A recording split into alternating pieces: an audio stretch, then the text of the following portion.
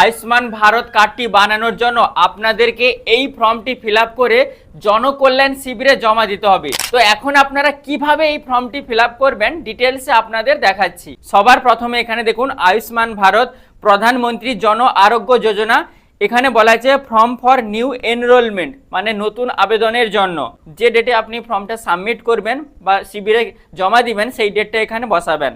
তারপর এখানে বলা আছে দেখুন বেসিক বেনিফিশিয়ারি ডিটেলস, মানে যিনি আবেদন করছেন ওনার বেসিক ডিটেলসটা প্রথমেই দেওয়া হবে। আধার নম্বর, আপনার 12 ডিজিটের আধার নাম্বারটা এখানে বসাবেন।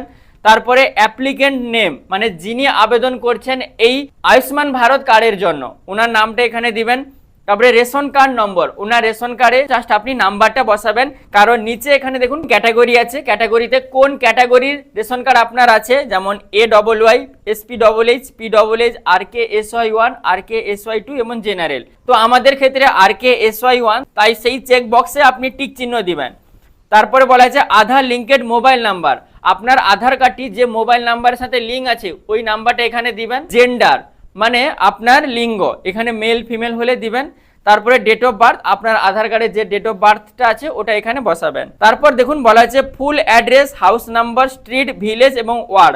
হাউস নাম্বারটা আপনি ভোটার লিস্ট থেকে পেয়ে যাবেন। আমার কাছে একটা ভোটার লিস্ট আছে, প্রত্যেক ভোটারের ওনার যে ভোটার লিস্টে যে তথ্যগুলো আছে সেখানে দেখুন নাম, পিতার নাম, তারপরে বাড়ির নাম্বার। এই বাড়ির নাম্বারটা এখানে দেখে আপনাকে এখানে ফিল আপ করতে হবে। প্রথমে আপনি আপনার যদি গ্রাম থেকে বসবাস করেন গ্রাম, বা যদি আপনি শহর থেকে হন তাহলে শহরের নামটা দিবেন। তাছাড়া আপনার ব্লক, আপনার ডিস্ট্রিক্ট, জেলা, পিন নাম্বারটা দিবেন এবং আপনার বিধানসভা ক্ষেত্রের নামটাও দিতে পারেন। তারপরে নিচে দেখুন ডিস্ট্রিক্ট, মানে আপনি কোন জেলা থেকে অন্তর্গত।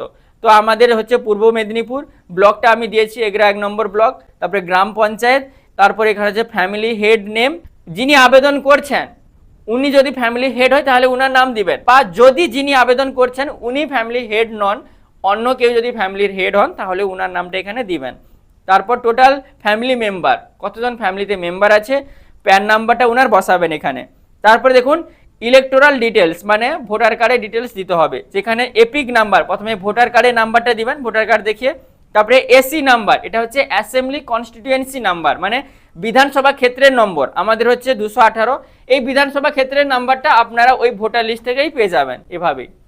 এভাবে আপনাকে এখানে লিখতে হবে। পার নাম্বার দিবেন, সিরিয়াল নাম্বার দিবেন। তারপরে স্বাস্থ্যসাথী কার্ড ডিটেলস, যদি স্বাস্থ্যসাথী কার্ড থাকে তাহলে দিবেন, ডিটেলস না থাকলে দিতে হবে না। তারপরে দেখুন ফর রুরাল, যদি আপনি গ্রামাঞ্চল থেকে বসবাস করেন এখানে আইটেম/ক্রাইটেরিয়া আছে। দেখুন প্রথমে বলা হয় কাঁচা ওয়ালস অ্যান্ড কাঁচা রুফ, যদি একটা কাঁচা ওয়ালস এবং একটা কাঁচা ছাদ থাকে তাহলে ইয়েস করবেন, না হলে নো করবেন। এখানে ইয়েস নোতে খালি টিক চিহ্ন দিতে হবে। তারপর বলা হয়েছে no adult member between age 16 to 59, মানে যদি কোনো অ্যাডাল্ট মেম্বার, প্রাপ্তবয়স্ক সদস্য যার বয়সটা 16 থেকে 59 মধ্যে যদি না থাকে আপনাদের বাড়িতে অ্যাডাল্ট মেম্বার এই 16 থেকে 59 বছরের মধ্যে তাহলে ইয়েস করবেন, আর যদি থাকে তাহলে নো করবেন। এটা একটু ভালো করে দেখে নেবেন। তারপর দেখুন বলা হয়েছে female headed house hold with no adult male member between age 16 to 59, যদি একটা পরিবারে মহিলাই প্রধান হয় এবং ওই পরিবারে কোনো প্রাপ্তবয়স্ক সদস্য যার বয়সটি 16 থেকে 59 বছরের মধ্যে না থাকে তাহলে ইয়েস করবেন, না হলে নো করবেন। তারপরে বলা হয়েছে disabled member and no able bodied adult member, অক্ষমতা সদস্য বা প্রতিবন্ধী সদস্য থাকেন তাহলে আপনি ইয়েস করবেন, না হলে নো করবেন আপনাদের ফ্যামিলিতে।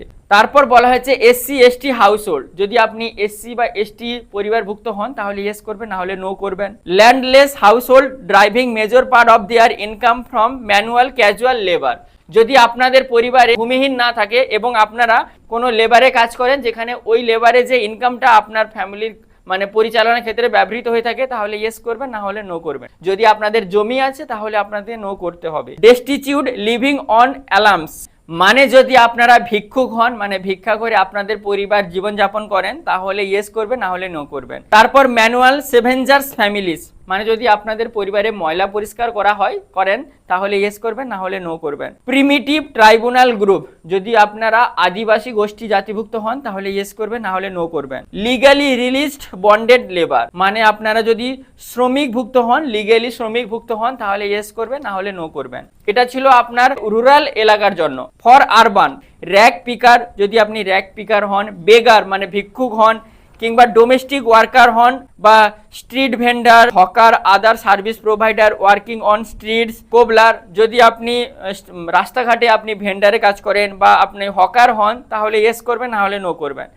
Construction worker, plumber, mason, labour, printer, welder, security guard, coolie, other head load worker, যদি আপনি কনস্ট্রাকশন ওয়ার্কার হন, কুলি হন, কিংবা যদি আপনি প্রিন্টার হন, ওয়েল্ডিংয়ের কাজ করেন বা আপনি প্লাম্বার হন মানে পাইপের কাজ করেন তাহলে ইয়েস করবেন, না হলে নো করবেন। বা সুইপার, স্যানিটেশন ওয়ার্কার, মেলি, মানে যদি আপনি সুইপারে ঝাড়ুদারের কাজ করে থাকেন বা আপনি অন্যান্য লোকের বাড়িতে গিয়ে আপনি মেলির কাজ করেন বা স্যানিটেশন ওয়ার্কারের কাজ করেন তাহলে ইয়েস করবেন, না হলে নো করবেন। হোম বেসড ওয়ার্কার, লোকের বাড়িতে গিয়ে কাজ করেন, আর্টিসিয়ান বা হ্যান্ডক্রাফটেড ওয়ার্কার, টেইলার, দর্জির যদি কাজ করেন তাহলে ইয়েস করবেন, না হলে নো করবেন। Transport worker, driver, contractor, helper too, রিক্সাওয়ালা, পুলার, এই ধরনের যদি ক্যাটাগরির মধ্যে হন তাহলে ইয়েস করবেন, না হলে নো করবেন। সব worker, assistant, peon in small establishment, helper, delivery assistant, attendant, waiter, এই ধরনের যদি আপনি কাজ করেন, যদি সব ওয়ার্কার হন, ওয়েটার হন, অ্যাসিস্ট্যান্ট হন তাহলে ইয়েস করবেন, না হলে নো করবেন। এটা আরবান এলাকার জন্য আমি বলছি। তারপরে হচ্ছে ইলেকট্রিশিয়ান, মেকানিক্স, তারপরে অ্যাসেম্বলার, রিপেয়ার ওয়ার্কার, এই ধরনের যদি আপনারা কাজ করেন ইয়েস করবেন, না হলে নো করবেন। তারপর দেখুন ওয়াশারম্যান বা চৌকিদার, যদি আপনি ওয়াশারম্যান হন, পরিষ্কার পরিচ্ছন্ন আপনি করেন বা চৌকিদার হন তাহলে ইয়েস করবেন, না হলে নো করবেন। এখানে সব ইয়েস নোতে আপনাকে টিক চিহ্ন দিতে হবে। তারপরে বলা হয়েছে অ্যাডিশনাল ইনফরমেশন, যেখানে দেখুন item criteria age greater than 70, যদি আপনার বয়সটা 70 বছরের বেশি হয় তাহলে এখানে ইয়েস করবেন, না হলে নো করবেন।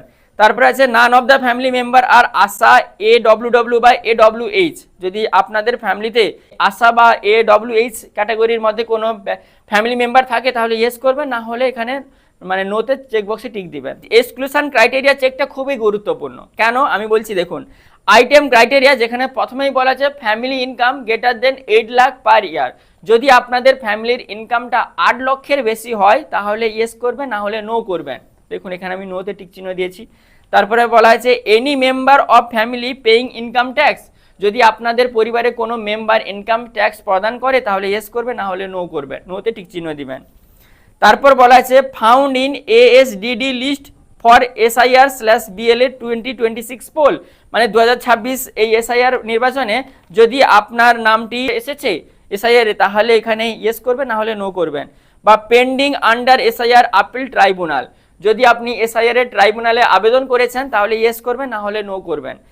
কিংবা পেন্ডিং CA অ্যাপ্লিকেশন, যদি আপনারা CA এর জন্য আবেদন করেছেন ইয়েস করবেন, না হলে নো করবেন।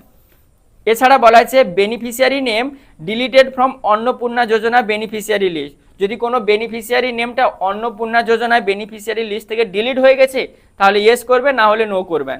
লাস্ট স্টেপটা দেখুন এখানে বলা আছে ডিক্লারেশন অ্যান্ড কনসেন্ট বেনিফিশিয়ারি, যেখানে এই চেকবক্সে আপনাকে টিক চিহ্ন দিতে হবে যে আপনি সঠিক সমস্ত তথ্য দিচ্ছেন। তারপর এখানে যিনি অ্যাপ্লিকেন্ট, যিনি আবেদন করছেন এই আয়ুষ্মান কার্ডের জন্য, ওনার সিগনেচারটা করতে হবে এখানে।